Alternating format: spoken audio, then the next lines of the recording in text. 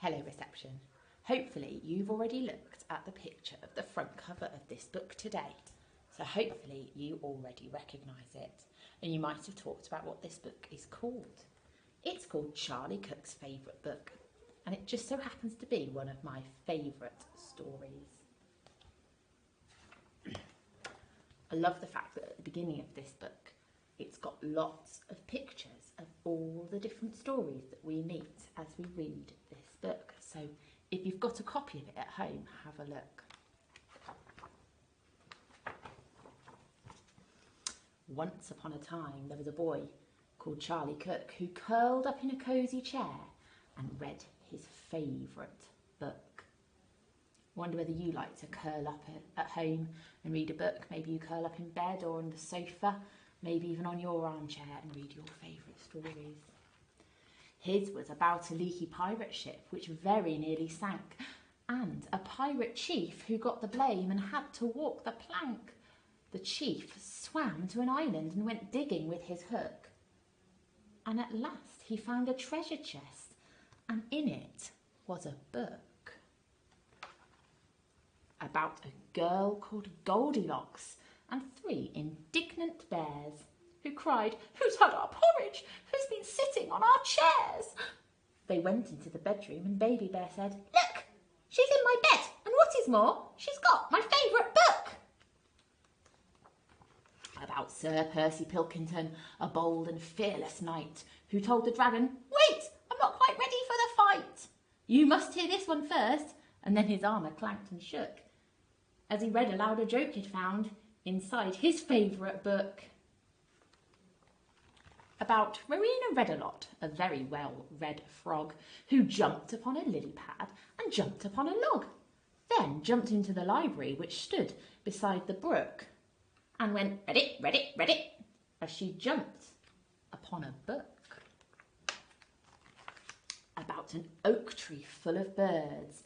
Each bird had built a nest, and they had a competition to decide which one was best. They chose an owl to judge it, and the winner was a rook, whose nest was lined from pages from his very favourite book. About a girl who saw a flying saucer in the sky. Some small green men were in it, and they waved as they flew by. She tugged her mother's sleeve and said, "Look, Mum, what I've just seen." But Mum said, "Hush, trying to read my favourite magazine." About a wicked jewel thief who stole the king's best crown, but then got stuck behind some sheep, which slowed his car right down. He does not look very happy about that. The king dialed 999, and soon the cops had caught the crook and flung him into prison, where he read his favourite book. About a greedy crocodile who got fed up with fish and went on land to try to find some other kind of dish. He went into a bookshop and he there grew even greedier whilst reading on page 90 of a large encyclopedia.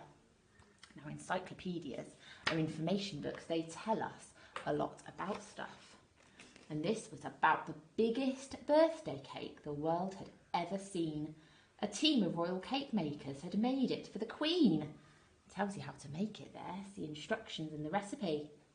The cake was so delicious that a famous spaceman took a slice of it to Jupiter. Do you remember Jupiter? He also took a book about a ghost who glided round the castle every night, carrying her head and giving everyone a fright. She kept it up till morning, and there she found a shady nook and put her head back on again to read her favourite book. Now I wonder if you can see what book she's reading. Do you recognise that one? Her favourite book is about a cosy armchair and a boy called Charlie Cook. And there he is. And do you recognise all of the characters from the stories, from all of those different books inside that one book? And then once again at the end, we've got the sides of all of those different books.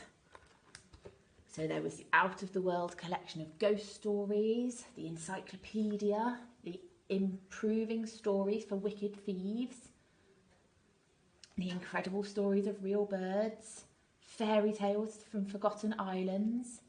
So like I said, if you have a copy of that book at home, it would be really nice to have a look at all the different pictures inside. Now, I hope you enjoyed our story today. We hope you enjoy our stories every day this week, and we look forward to hearing about your favourite stories as well. Okay, bye then, reception.